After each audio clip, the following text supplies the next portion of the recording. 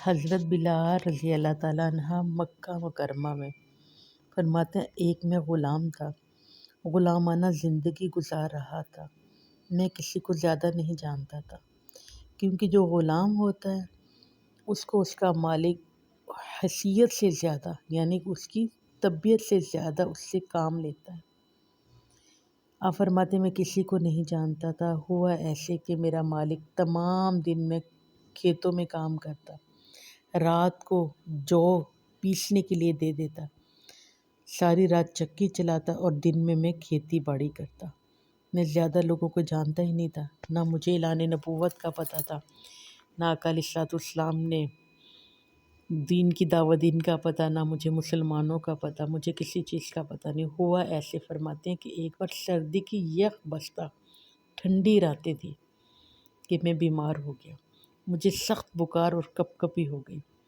امیہ بن خلف میرا مالک جو بہت مجھ پہ ظلم کرتا تھا، میں لیٹا ہوا تھا، مجھے لیٹے ہوئے دیکھا اور آ کر میرے اوپر سے چادر کھینچ دی اور کپڑے بھی اتار دیے۔ دروازے کے قریب چکی رکھ کر ایک بوری جو کی مجھے دے دی۔ کہا تیرے اتنے نخرے ہیں کہ تو آرام کرے گا، کیسے تو نوابوں کی طرح سے لیٹا، مالک تو ہے کہ میں۔ اور پھر مجھے کرتا بھی اتار دیا، یعنی کہ میرا بدن پہ کوئی کپڑا نہیں، اور میں دروازے کے پاس بیٹھا چکی پیس رہا۔ اور فرماتے ہیں کہ میں چکی پیستے ہوئے میں رو رہا تھا، کچھ شعر بھی غم کے کہ میری بھی کوئی زندگی ہے، کہ اتنے میں دروازے پہ دستک ہوئی تو میں نے اجازت دے دی، اللہ کے نبی تشریف لے کر آئے، مجھے پتہ ہی نہیں۔ تو پوچھا کیوں رو رہے ہو، کیا کر رہے ہو؟ تو میں نے کہا جاؤ، آپ سے کوئی کام نہیں ہے، لوگ آتے ہیں پوچھ کے چلے جاتے ہیں۔ کہا جب میں نے کہا تو آپ چل پڑے واپس۔ میں نے کہا بس ابھی تو بات پوچھی نہیں، کون غم کا ساتھ دیتا ہے، کون ہمدردی جتلاتا ہے، کون مدد کے لیے آتا ہے۔ میں کہتا رہا، مگر دل میں ایک آس سی جاگی تھی کہ شاید یہ شخص میرے لیے کوئی بندوبست کرے، میرے لیے کوئی آسانی والا راستہ کرے، میرے لیے کوئی رحمت کے لیے پیغام لے کر آئے۔ میں رو رہا تھا۔ ابھی کچھ دیر لوگوں گزری تھی، کچھ لمحے گزرے تھے کہ میری قسمت جاگی کہ حضور کمبل بھی لے کر آئے، گرم دودھ لے کر آئے، کھجوریں لے کر آئے۔ مجھے کہا بھوکے ہو؟ کھجوریں مجھے کھلائی، مجھے گرم دودھ پلایا، مجھے کمبل اڑھا دیا۔ کہا لیٹ جاؤ۔ میں کہی جو پیسنے ہے مالک تو بہت مارے گا۔ کہا تو آرام سے لیٹ، تیرے جو میں پیستا ہوں۔ فرماتے ہیں میں تمام رات میں سو گیا، سوتا رہا، اور اللہ کے نبی ساری رات میری چکی پیستے رہے۔ صبح روشنی ہونے سے پہلے مجھے اٹھایا اور تمام جو پیسے ہوئے میرے حوالے کی اور چلے گئے۔ مسلسل کئی دن تک آتے رہے، دوائی بھی دیتے رہے لا کے، دودھ بھی گرم لے کر آتے، کھجوریں بھی لے کر آتے، میرے تمام رات میرا کام بھی کرتے، چکی بھی پیستے۔ اب جب 2-4 دن گزر گئے، میری طبیعت ٹھیک ہو گئی، میں نے پوچھا آپ کون ہیں؟ آپ یہ کیا کام کر رہے ہیں؟ آپ کون ہیں؟ اتنی ہمدردی تو کوئی کرتا نہیں، اتنا احسان تو کوئی کرتا ہی نہیں۔ فرمایا تیرا کام ہو گیا، بس ٹھیک ہے۔ ابھی باتیں ہی کر رہے تھے کہ ابوبکر صدیق یا رسول اللہ آپ ادھر ہیں؟ تو میں نے ابوبکر صدیق سے پوچھا اے سونی شخصیت والے، یہ کون ہے؟ میں یہ اللہ کے نبی ہیں جنہیں کافر جادوگر جانتے ہیں، اور مگر ہم انہیں اللہ کے سچے رسول مانتے ہیں، اور میں ان کا ساتھی ہوں۔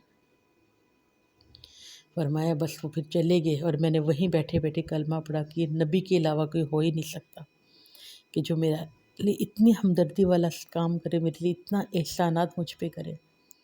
فرمایا پھر میں کلمہ پڑھتا۔ عشق اور مشق آپ سب جانتے چھپ نہیں سکتا۔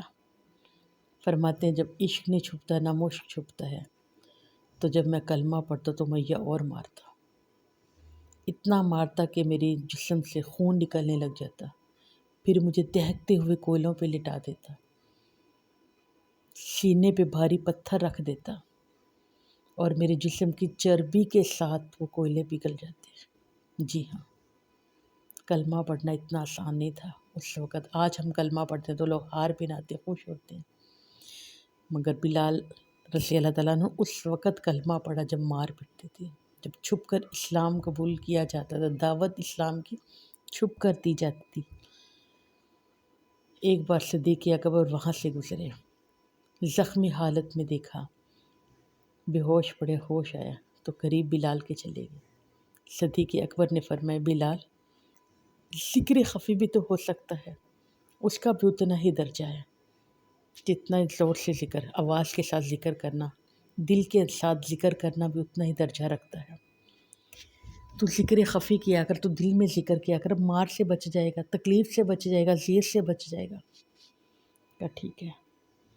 اب کچھ دنوں کے بعد پھر گزر ہوا، آج پھر بلال کو مار پٹ رہی ہے، آج پھر رسے میں، گلے میں رسہ ڈال کر کھینچا جا رہا ہے، شرارتی بچے پتھر مار رہے ہیں، لہو لہان حضرت بلال حبشی رضی اللہ تعالیٰ عنہ کا مبارک جسم، خون جاری، دل پہ چوٹ لگی، آنکھوں میں آنسو ہے، قریب بیٹھ گئے، اے بلال، آپ کو کہا بھی تھا دل میں ذکر کر لیا کرو، زبان سے نہ کہو، تو ذرا جاگ کے سننا، ذرا ہوش سے سننا۔ آپ باب فرمایا جب مزہ نہیں آتا، 2 دن ہو گئے تھے امیہ نے مارا ہی نہیں، آج مار پٹی ہے تو مزہ آیا ہے، جتنا مارتا ہے اتنا زیادہ پڑھنے میں لطف آتا ہے۔ علامہ اقبال نے فرماتے، ادھر آ ستمگر ہنر آسماں، تو تیر آسماں ہم جگر آسماں۔